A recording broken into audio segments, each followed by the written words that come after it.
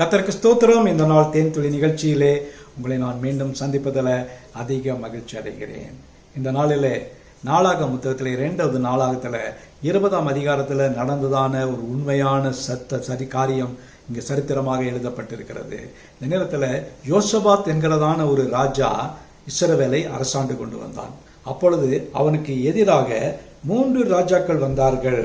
அவர்கள் வந்து முதல் வசனத்திலே சொல்லப்படுகிறது, பின்பு மோவாப் புத்திரரும் அம்மோன் புத்திரரும் அவர்களோடு அம்மோன் புத்திரர் அப்புறத்தில் உள்ள மனுஷரோடும் கூட விரோதமாக யுத்தத்துக்கு வந்தார்கள். 3 ராஜாக்கள் அவனுக்கு விரோதமாய் வந்தார்கள். அவன் செய்ததான ஒரு காரியம் என்னவென்று சொன்னால், அந்த நேரத்தில் சபையாரை கூட்டி உபவாசிக்க இருக்க அவர்களுக்கு கட்டளை கொடுத்தான். கர்த்தர் அந்த யுத்தத்தை தனக்காக நடத்தி கொடுப்பார் என்கிற முழு நிச்சயம் அவனுக்கு இருந்தது. அந்த நேரத்தில் எல்லா காரியத்தையும் முழுவதுமாக கர்த்தருடைய கரத்தில் கொடுத்து விட்டு, அந்த நேரத்தில் ஒரு தீர்க்கதரிசி அங்கு வருகிறார். அவர் வந்து பல காரியங்களை ஆலோசனையாக சொல்லுகிறார். இந்த யுத்தம் உங்களுடையதல்ல, இந்த யுத்தம் கர்த்தருடையது, நீங்கள் நின்று இன்றைக்கு நடக்கும் ரட்சிப்பை பாருங்கள் என்று சொல்லுகிறார்கள். அந்த நேரத்தில் யோசபாத் ராஜா செய்ததான மிக மகத்துவமான ஒரு காரியம் என்னவென்று சொன்னால், ஒரு மிலிட்டரி ஸ்ட்ராட்டஜி என்று சொல்வார்கள்.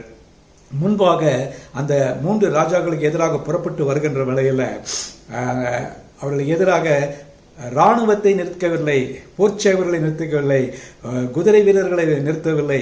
அவன் செய்தது என்ன சொன்னால், பாடகரையும் லேவியரும் லேவியரையும் நிறுத்தினான் என்று பார்க்கிறோம்.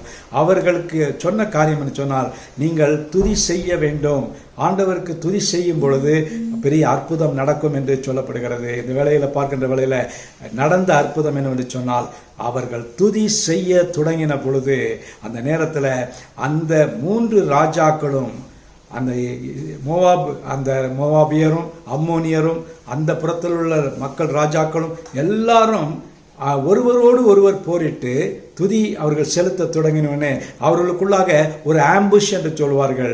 அவர்களுக்குள்ளே ஒரு குழப்பம் ஏற்பட்டு குருட்டாட்டத்தின் மத்தியில் அவர்கள் தங்களுக்குள்ளே போரிட்டு மாண்டார்கள் என்று பார்க்கிறோம். அவர்கள் எல்லாரும் மடிந்து விழுந்தார்கள். அதன் பின்பு அந்த இடத்தை யோசேபேத் ராஜாவும் அவனுடைய ஆட்களும் சென்று கொள்ளையிட்டார்கள். 3 நாள் கொள்ளையெடுத்தார்கள் என்று பார்க்கிறோம்.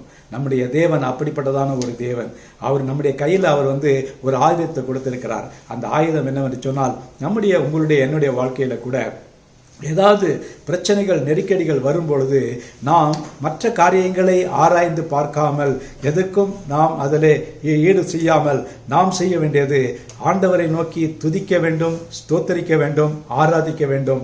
அப்படி செய்கின்ற வேளையில் நம்முடைய எல்லா காரியங்களும் மாறி போய் எல்லாமே சுத்தமான ஒரு பெரிய மாற்றத்துக்குள்ளாய் கடந்து செல்லும் என்று நான் சொல்ல முடியும். ஆகவே இந்த நாளிலே யோசபாத் ராஜாவை போல நம்முடைய வாழ்க்கையில கூட துதி ஒரு முக்கியமான பொருளாக அமையட்டும். கர்த்தர் தாமே நம்மை ஆசீர்வதிப்பாராக. நல்ல ஆண்டவரே, நன்றியோட துதிக்கிறேன், ஸ்தோத்தரிக்கிறேன். யோசபாத் ராஜாவுக்கு கொடுத்த அந்த ஆலோசனையின்படியாக பாடகரை நிறுத்தி துதி செலுத்த தொடங்கின பொழுது அவர்களுக்கு ஒரு பெரிய வெற்றி கிடைத்தது என்று பார்க்கிறோம். ஐயா, ஒருவருக்கு ஒருவர் வெற்றி கொண்டார்கள் என்று பார்க்கிறோம். பெரிய கொள்ளை கிடைத்தது என்று பார்க்கிறோம். அதை போலவே எங்களுடைய வாழ்க்கையில கூட சத்துருவுக்கு எதிர்த்து நிற்க துதி என்னும் ஆயுதத்தை நாங்கள் கையில் எடுத்து செயல்பட கிருபை செய்யுங்க. மீட்பர் இயேசுவின் நாமத்தில் ஜெபிக்கிறேன் நல்ல பிதாவே. ஆமேன், ஆமேன். கர்த்தர் உங்களை ஆசீர்வதிப்பாராக. இந்த நாள் ஒரு துதியின் நாளாக உங்களுக்கு அமையட்டும்.